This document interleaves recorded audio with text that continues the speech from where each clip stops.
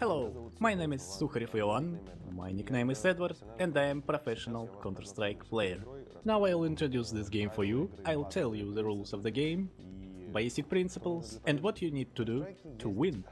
So there are two teams in CounterStrike, right? It is played 5 versus 5.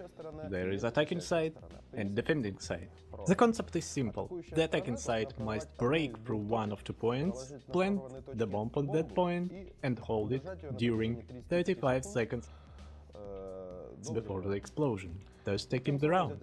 Or they just can kill all their opponents. It doesn't matter which side you play. By killing the entire enemy team, you win the round automatically. The score can be 8-7 for the first side, for example. 50 rounds are played for the first side. To win you have to take 60. If the score is 15-15, the teams play overtime without pistol rounds. Why did I say pistol rounds? Because the economical system in the game has a unique feature. At the beginning of the game both teams have $800 in the first round. For $800 you can buy only the pistol. You can buy different weapons in the game, they can be powerful and expensive and cheap as pistols, for example. That's why the game is not just fugless shooter, but the economical aspect, so to speak, adds intellectual component to the game. You have to calculate money in advance, count money of opposing team to understand what weapons will they buy, what grenades, and what steps will they try to take against you. This is very important in the game. There are all possible weapons here, pistols, with these semi-automatic machine guns, some farm guns like that. Next are the most popular, so to speak, weapons that are used almost all the time in the game. They're the US Colt, which you can see in my hands, the Russian Kalashnikov. Here I pick it up. These are the most used weapons. Kalash costs $500, cheaper than the US gun. So in general everyone uses these weapons. But there is one more weapon which is of no smaller importance. Maybe it has even more of strategical meaning, and it is the sniper rifle. The sniper rifle must take the position points on the map with long distance. For example, this one I'm standing at.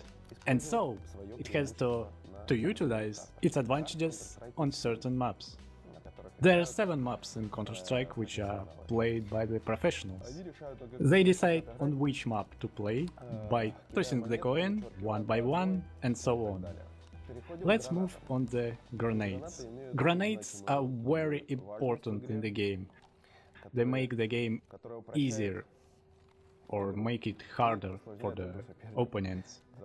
A lot of things depend how good or bad you throw grenades. There are 4 types of grenades in the game. The first grenade is high explosive grenade, which damages your opponent or yourself if you throw it nearly. The second grenade is flashbang grenade. It's one of the most important in my opinion. There are a lot of trajectories, 3 types of throwing power. You can throw it with high power, pressing 2 mouse buttons. You can throw it with mid power, pressing only right button you can throw the weakest one. So there is different distance and different effect. The next grenade is smoke grenade. The smoke grenade is very important in your game plan, because it provides quite large smoke screen and you just won't see the enemy. For example, to occupy the B plant, terrorists have to come out of here and throw smoke like that, and the defense wouldn't be able to kill them from here, because they will run to the plant and gain an advantage.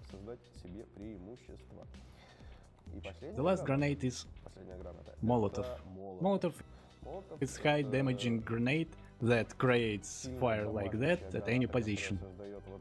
It's recommended to use them in narrow passages, so enemy would have nowhere to retreat or run, and so on. You can throw 2 of them.